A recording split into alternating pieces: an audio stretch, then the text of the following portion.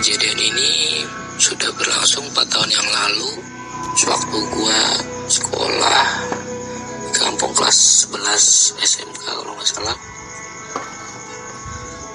Waktu itu sepulang sekolah, gua berniat untuk mencari-cari handphone second, dan akhirnya gue browsing di grup Facebook.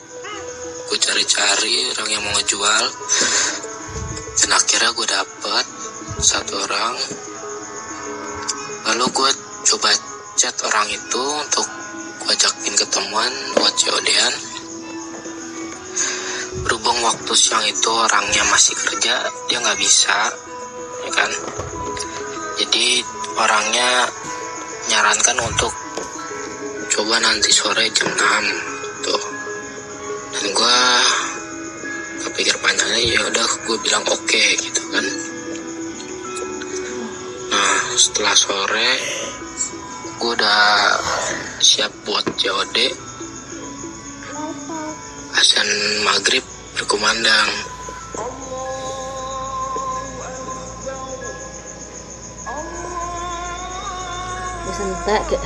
Tak kirim nih. Dan akhirnya gue sholat dulu. Waktu itu gue sholat dulu. Cuman mungkin berhubung gue sangat kepengen untuk mendapatkan HP itu, jadi gue terburu-buru sholatnya, nggak khusyuk lah. Di situ juga ngerasa salah. Nah, gue sholat nggak khusyuk. Dan setelah sholat, gue pamitan sama mbah gue, karena dulu gue tinggal di kampung tuh sama mbah gue, orang tua gue di Jakarta. Gue pamitan sama mbah gue, mbak, saya mau pergi dulu, mau COD. Terus mbah gue ngomong, "Boyo ntar dulu, ini kan masih maghrib," gitu. Karena mbah gue tuh masih orang zaman dulu banget, jadi dia tuh masih percaya mitos-mitos kayak gitu. Karena gue dulu tuh orangnya yang nggak percaya sama hal-hal begituan ya. Cuman karena gue juga udah nggak enak kan sama orangnya, takutnya orangnya itu udah nungguin gue, jadi nekat buat pergi. Bah gue cuma bilang, yaudah hati-hati di jalan. Gue pergi, dan oh iya, di sebelah baratnya rumah gue itu adalah jalan yang mau gue lewatin, dan di situ adalah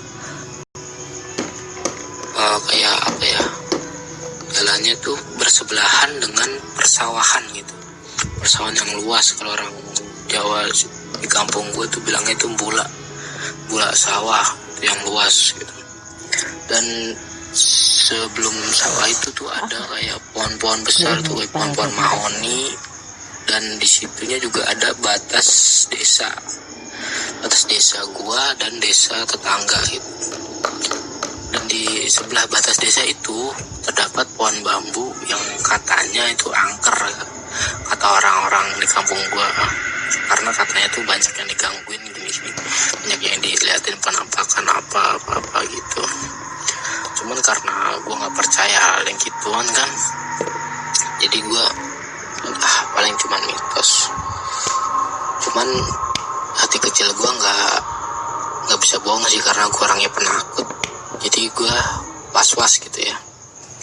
Dari perjalanan itu gue udah emang was-was. Gue selalu tengok ke kiri, ke arah yang katanya orang-orang suka ngeliat itu, di pohon-pohon bambu itu.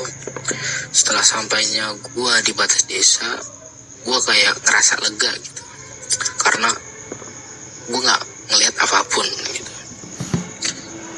Gue tadi udah lega, berarti cuma omong kosong ini, nggak ada. Gue udah lega. Tapi setelah itu gue kan menengok ke arah timur, ke sebelah kanannya dari batas desa itu. Di situ gue ngeliat ada rumah kosong kecil, dan di depan rumahnya itu kayak gapura dan sebelah gapuranya itu ada kayak, kalau orang Jawa bilang tuh adalah pohon tetean yang kayak pagar gitu, warnanya hijau. Dan di situ tuh lokasinya juga emang gelap banget, jadi cuman yang gua andelin cuman cahaya lampu motor doang. Cahaya lampu motor di situ emang benar-benar gelap karena jarak rumah warga dari kampung sebelah sampai kampung ke gue itu jaraknya cukup jauh ya. Jadi di sepanjang jalan itu emang benar-benar sepi. Dan di rumah kosong itu depannya di sebelah gapuranya itu gue melihat ada sesosok putih tinggi besar yang gue sebut itu pocong. Kenapa gue bisa bilang itu pocong? Karena gue melihat itu pakai kain putih dan masih ada ikatannya itu seperti ya, kalian tau lah kalau orang yang baru meninggal di kain kafan gitu, putih terus diikat pakai tali, dan kainnya itu nggak putih bersih gitu, nggak, jadi tuh kayak kotor dekil gitu, kayak bekas tanah gitu. Gue ngeliat di situ bener-bener dia tuh berdiri di situ dengan mata kepala gue ngeliat banget jelas. Dan itu baru pertama kalinya ngelihat hal seperti itu. Yang awalnya gue nggak percaya dengan hal-hal begituan, gue ngeliat dengan mata kepala gue sendiri. Itu benar-benar ada. Di situ gue udah panik banget, gue udah nggak tahu harus gimana lagi, gue nggak bisa berkata-kata juga. Akhirnya gue tancap gas motor gue. Padahal di situ tuh jalanan yang gue lewatin tuh jalanannya rusak parah, banyak batu-batu besar gitu, pokoknya lubang-lubangnya banyak. Gue di saat itu tuh udah nggak peduli motor gue nanti rusak bagaimana, udah gue tancap gas karena gue udah saking takutnya ya kan melihat itu penampakan itu. Udah tancap gas aja karena gue gak mungkin juga dong gue balik ke arah, karena itu ngelewatin jalan itu lagi. Gue tancap gas, gue COD. Selesai gue COD, gue nunggu dulu di situ. Gue nunggu dulu beberapa menit karena gue masih takut. Menunggu dulu, setelah itu baru gue pulang. Dan pas gue pengen lewat jalan itu lagi, gue masih, perasaan gue tuh masih gak enak, masih takut. Dan alhasil gue memilih untuk mencari jalan lain gitu. Ada juga emang jalan lain itu, cuman itu jalannya lebih jauh karena memutar desa tetangga dulu, muterin.